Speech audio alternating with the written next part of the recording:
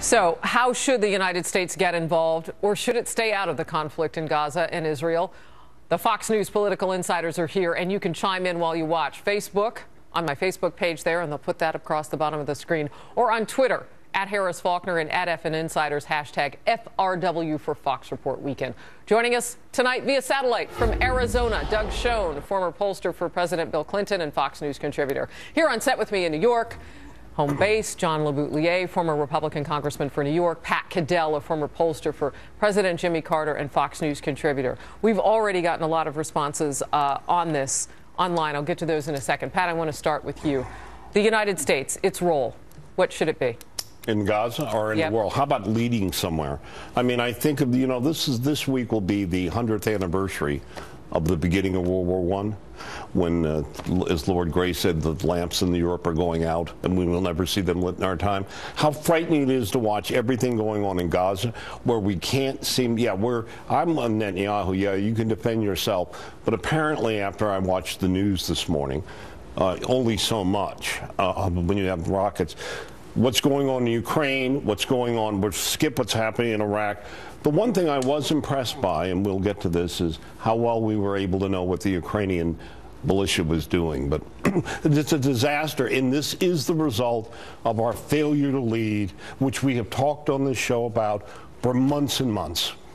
All right, I want to get to something that happened earlier in the day. I don't know if you caught it, but Secretary John Kerry, State Department, was on Fox News Sunday, and during a commercial break, and this is all over the blogs now because it happened live on Fox, he made a phone call.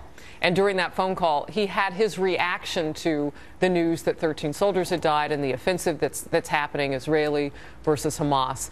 And in its kind of entirety, the phone call was about how shocked he was that it was such a pinpoint operation by the Israeli military and how many Palestinians were killed. Your thoughts? It's typical of this administration, which from day one has been anti-Israel. You remember the original incident in the White House where the president dissed Benjamin Netanyahu and just got up and said, well, I'm going off to have dinner, and insulted the prime minister of Israel, and it's gone downhill since then. And they don't like the Israeli government. Pat and I were discussing before the show, what is with all these Jewish Democrats what does it take for them to wake up about this administration and stop supporting Obama? He is anti-Israel, period. Doug, is that too strong? Well, the way I would put it is when the president calls today and tells the prime minister that he is overreaching, I think that is wrong, especially, as Pat suggested, when we can't confront Vladimir Putin on the obvious naked aggression in shooting down the plane. We're lacking leadership. Pat's right, John's right. Our country had a chance to do a reset now and stand up for our values and for our interests. Sadly, Harris, it hasn't happened. I want to move on now, if we can, and talk about Ukraine, because you just brought it up there. And this is something that's going to happen. They've got another emergency meeting with the Security Council going on in about a little less than 2 hours now. Is the president, do you think, is just waiting for the UN to make a decision here? I mean, we saw some mixed messages come out of the administration on Friday. Samantha Power, ambassador to the UN, with some strong words about what Russia ought to do to end this, and the president not so much. Well, the president's Secretary of State, Samantha Power clearly was wearing the pants in this administration the other day on this, being tough and strong, and something the president can't bring himself to be on anything. You know what I do like about the Ukrainian thing, though, is amazing listening to John Kerry this morning about how we heard all these conversations. We still don't know what happened. Lois Lerner's emails. We don't know what happened in Benghazi. We can't get any of that. But, boy, we do know that the Russians were involved. Who wouldn't believe that they were involved? And why didn't we move on Putin months and months ago? On Twitter right now, Gerald W. Nash Jr. writes, will any action be taken against Russia via Ukraine? Will any action be taken by the United States? I think there is going to have to be more action. What's it going to be? Well, I think there's going to have to be some sort of further economic sanctions against the Russian country, their interests. Did you hear what the president said on Friday? Yes. He said, I'll put more sanctions on Russia as long as and I'm paraphrasing somewhat, but you know it's true, so that the rest of the world doesn't feel it so much. So how much really will the sanctions do? Well, if President Putin knows you'll only go so far. Well, that won't work. There has to be some pain inflicted here, and that includes Western Europe biting the bullet. And for instance, I think the Dutch now are going to be more willing to see us do something. The problem is West Germany, or Germany. They're the problem. They're getting 40% of their energy from Putin. He can just turn off the spigot, and they're freezing next winter. And so that has to be addressed. Gee, didn't we say something about this about 5 months ago? Yes, you did. Yes, we did.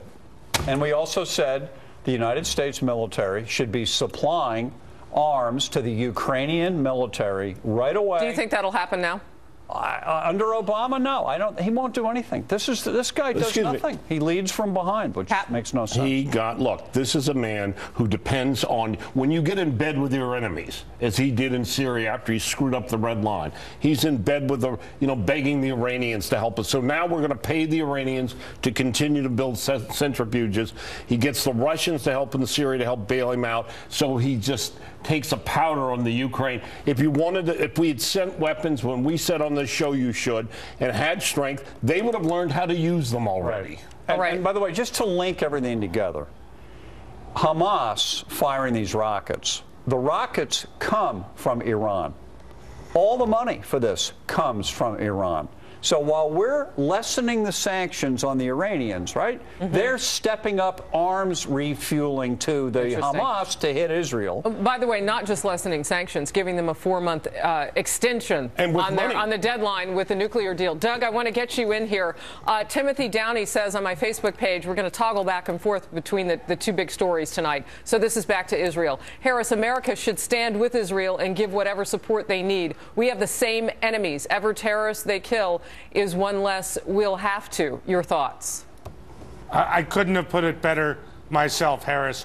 We need to stand with Israel. It's the only democratic ally we have in the Middle East. And truth be told, the other Sunni Arab nations are not supporting Hamas now. We have an opportunity to isolate them, but it's leadership.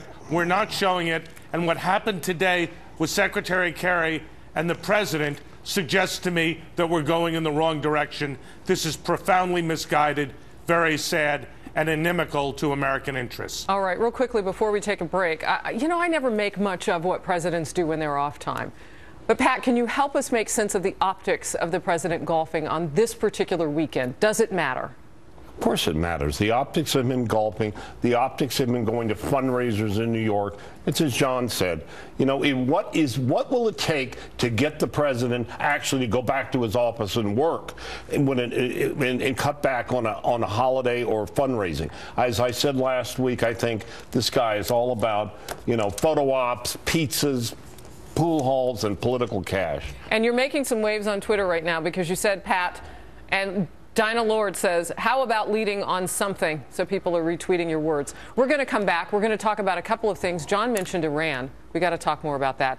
And the immigration that's happening, the illegal immigration with children coming across our border now reaching a fever pitch. Big meeting between the president and some leaders from Guatemala, the very countries where these kids are coming. What's that going to be like on Friday? We'll talk about it. Stay close. At Golden Corral, we love seniors. Right now, our senior early bird special is just $7.49, drink included. Choose from all the delicious Golden Corral food you love. Drink included for just $7.49. It's the early bird special. It's just for seniors, and it's only at Golden Corral.